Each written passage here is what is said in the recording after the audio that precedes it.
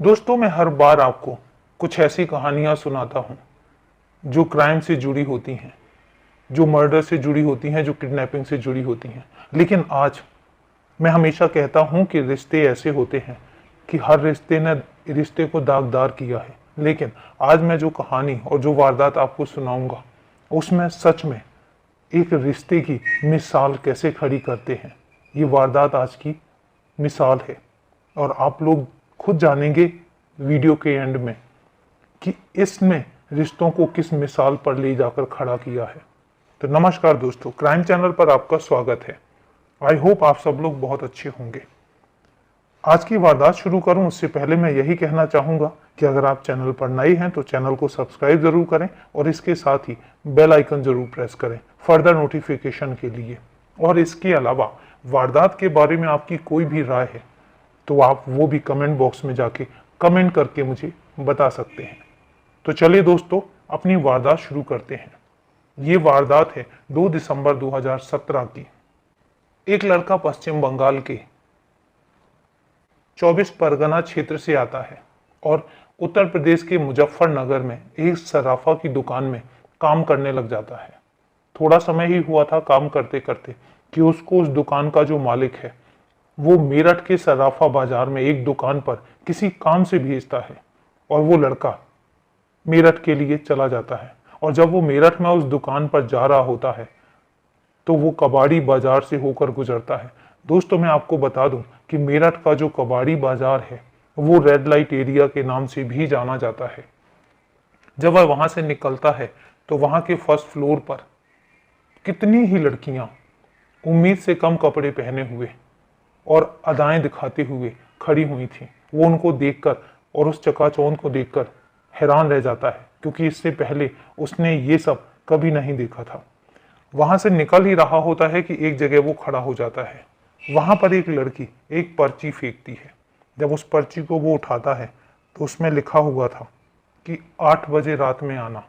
इसके बाद वो लड़का अपना काम खत्म करके घर चला जाता है और मालिक से कहता है कि मैं आज नहीं आ पाऊंगा क्योंकि मैं लेट हो जाऊंगा। मालिक भी कहता है कि कोई बात नहीं, तुम कल दुकान पर आ जाना। इसके बाद रात में 8 बजते हैं और वो लड़का बहुत इंतजार कर रहा था और 8 बजे वो उस कोठे पर पहुंच जाता है जहां पर उस लड़की ने पर्ची फेंकी थी।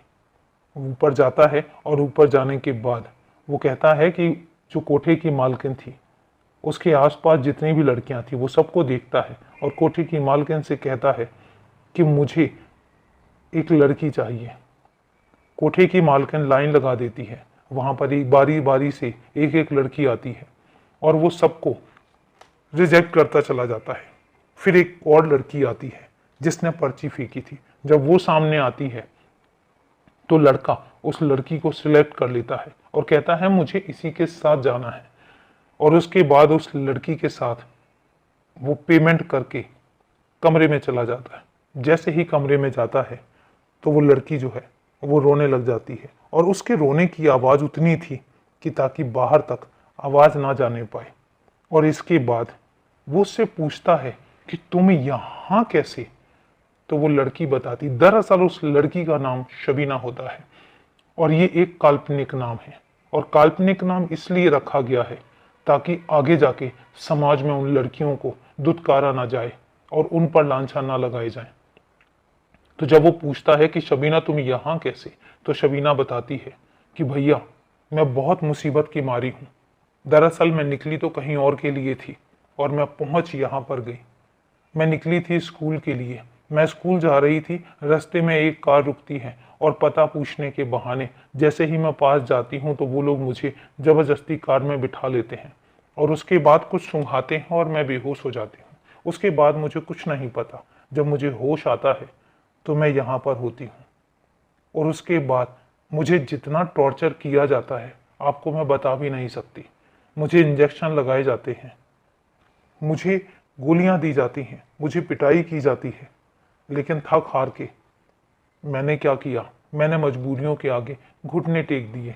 क्योंकि यहाँ पर जो पुरानी लड़कियां हैं वो एक ही बात कहती हैं कि तुम्हारा कुछ नहीं हो सकता, तुम बाहर निकल के नहीं जा सकती हो, अब तुम्हारा यही घर है।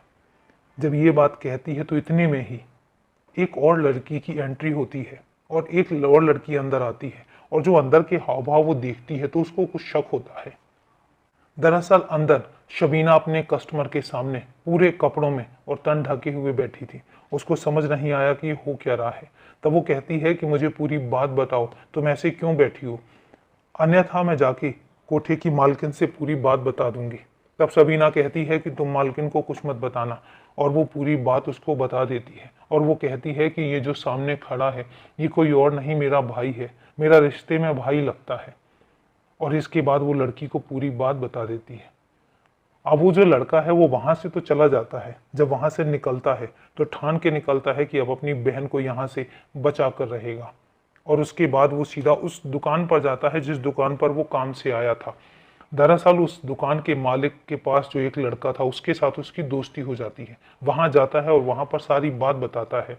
जब वो सारी बात बताता है तो इसके बाद जो उसका दोस्त होता है वो उसको लेकर जाता है पास के ही पुलिस थाने में। और उस पुलिस थाने में उसको मिलती है एसएचओ रश्मि चौधरी, डीएसपी संजीव देशपाल और एसएसपी मंजिल सैनी।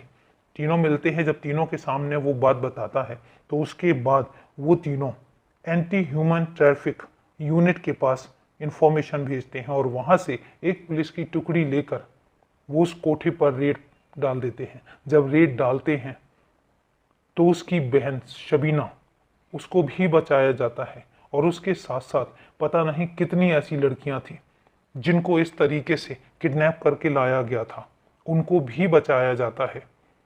और जब वो बाहर निकल के आती हैं तो ना ही उस लड़के की तारीफ होती है बल्कि उन लड़कियों के भी इंटरव्यूज होते हैं। और उनमें से एक लड़की होती है शकीला, वो भी इंटरव्यू देती है। क्या था उसका इंटरव्यू और क्या कहती है, वो क्या बताती है। दरअसल शबीना तो फिर भी हमारे देश की थी और शकीला जो है वो हमारे देश की भी नहीं थी। और वो इंडिया कैसे पहुंची और इंडिया में मेरठ कैसे पहुंची, ये बात बहुत दिलचस्प थी।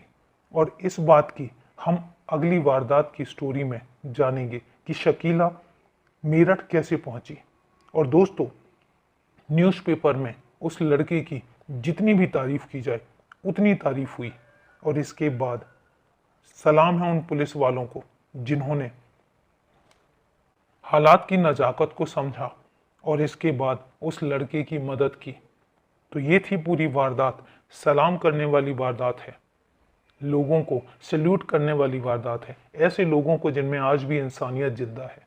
तो दोस्तों, चलते हैं और कल मिलते हैं शकीला एपिसोड 2 में। तब तक के लिए सेफ रहें, सुरक्षित रहें।